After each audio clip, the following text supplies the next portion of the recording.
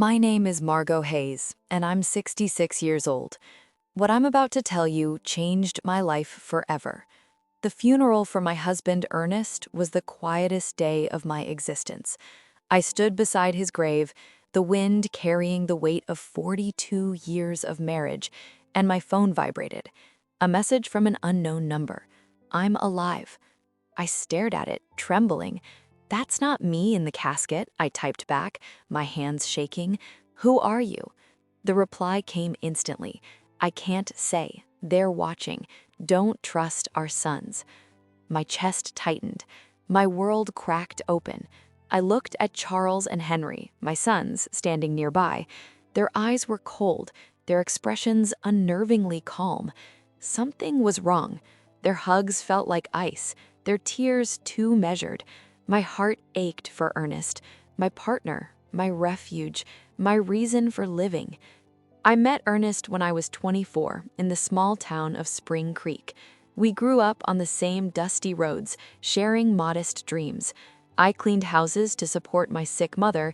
He repaired bicycles in a small shop he'd inherited from his father. We were poor but happy.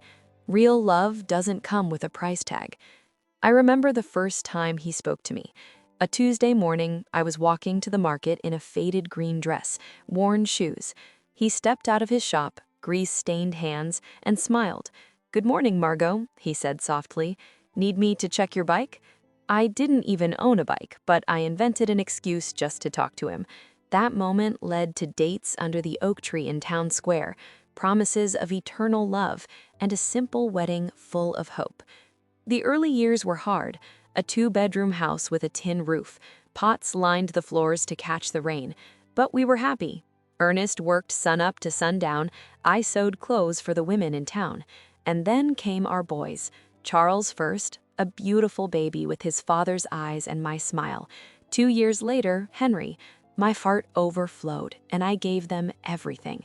Ernest was a wonderful father, fishing on Sundays, teaching them to fix things, telling bedtime stories. I fed them, dressed them, held them through tears. We were a family, or so I believed. As they grew, things changed. Charles was ambitious, always questioning why we lived modestly, why we didn't have more. Henry followed his lead. When Charles turned 18, Ernest offered him a job at the shop. He refused. "I don't want to get my hands dirty like you, Dad. I'm going to be someone important." Ernest never said anything to me, but I saw his pain at night staring at the stars. My son had rejected not only his father's work, but our entire life. Years passed. Charles made a name in the city's real estate world. Henry followed. They had money, far more than we'd ever seen. Pride should have followed, but slowly happiness turned to something else. Visits were short, calls rarer. They came in expensive cars, dressed in suits, talking about investments. I could feel the judgment beneath their words.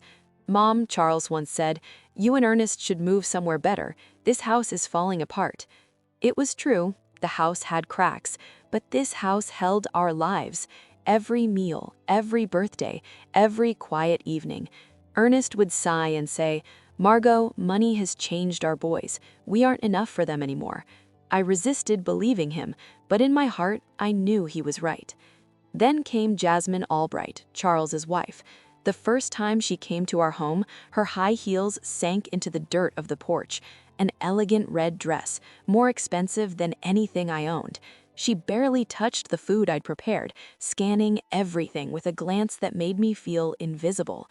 Charles apologized for things he'd never been ashamed of before. Henry, silent but cold, mirrored his brother. Family Sundays vanished. Christmases became formal, cold. We grew old alone, comforting each other. Ernest worked at his shop, though his hands were weaker. I sewed, though my eyesight was failing. We lived modestly, proud not to ask our sons for help. But the cracks ran deeper. Charles bought a $200,000 house, Henry a $150,000 condo. Suddenly, our simple life was a burden. Jasmine suggested a retirement community. Ernest refused, dignity intact. But my sons agreed. They wanted us gone. Charles arrived one day with papers. "Mom, Dad," he said with a fake smile, "I've been thinking about your future. This house is worth $1,000. I can add money for a better place. Dad should retire from the shop." Ernest's reply was simple. "Son, working keeps me alive. It gives meaning." But Charles and Henry pressed. Insinuations, impatience, hidden agendas.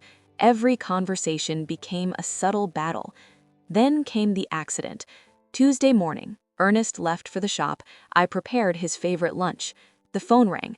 "Mrs. Hayes, your husband has been in a serious accident. Come immediately." My world tilted. Doris drove me in a haze. At the hospital, Charles and Henry were already there. "Mom," Charles said, hugging me, "Dad is in bad shape. One of the machines exploded." I entered the ICU. Ernest hooked to machines, bandaged, almost recognizable. I held his hand, whispering, "Everything's going to be all right, my love." He moved slightly, a flicker of hope. 3 days passed like a nightmare. Charles and Henry calculated costs, life insurance, workers' comp, while Ernest was dying. "He's a burden," they said silently with their eyes. My fury boiled. "He's your father, not a burden." Then, at 4:37 a.m., Ernest was gone. Charles and Henry arrived an hour later with funeral arrangements, insurance papers, everything. The efficiency was chilling. The funeral was sparse, rushed. Their masks were flawless. And then, the message, "I'm alive. That's not me in the casket."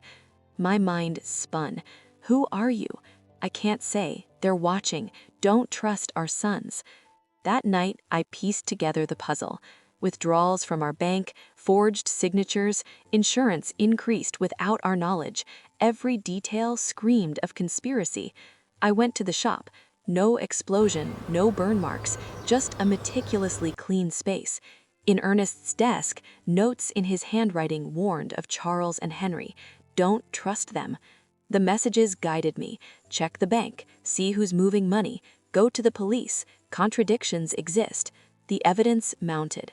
I realized my own sons had poisoned Ernest for insurance. Their greed was limitless. Charles and Henry tried to gaslight me, accusing me of paranoia, plotting to have me declared incompetent. I kept my distance, my mind sharp, waiting for the right moment. Then came the final message. "Tomorrow at 3 o'clock, go to the corner cafe. Stephen Callahan will be there. Proof awaits." Ernest had planned ahead. He'd hired Stephen, a private investigator, to gather evidence. My sons underestimated me. They didn't know I had the truth, and the truth always finds a way out. I went to the cafe, heart pounding, nervous but determined. Stephen handed me the evidence, recordings, documents, proof of the poisoning. Every calculation, every plan, every cold-hearted action laid bare. Justice was within reach. The trial was swift. The judge sentenced Charles and Henry to life in prison without parole. Relief washed over me. Justice for Ernest. Peace at last. Charles would later take his own life in prison. Henry suffered a complete breakdown. 2 years later, I live quietly in my home. Ernest's shop became a garden. Flowers, roses, sunflowers, all tended with love. Stephen visits every week, a chosen family. The life insurance money was donated to the Ernest Hayes Foundation, helping victims of family crimes. I miss the children my sons once were, but they died long before Ernest did. True family is not blood, but love, loyalty, respect. Ernest was my family for 42 years. Friends became family too, supporting me through grief and victory. On quiet nights, sitting on the porch, I feel him beside me, proud, knowing I did the right thing. 5 years later, I am 71. My hair white, my eyes bright, my home a sanctuary, my garden a tribute. The storms I endured have left me stronger. Justice brought peace, not revenge. The truth survived, and I survived with it. If something like this has ever happened to you, tell me in the comments. Have you ever been underestimated like this?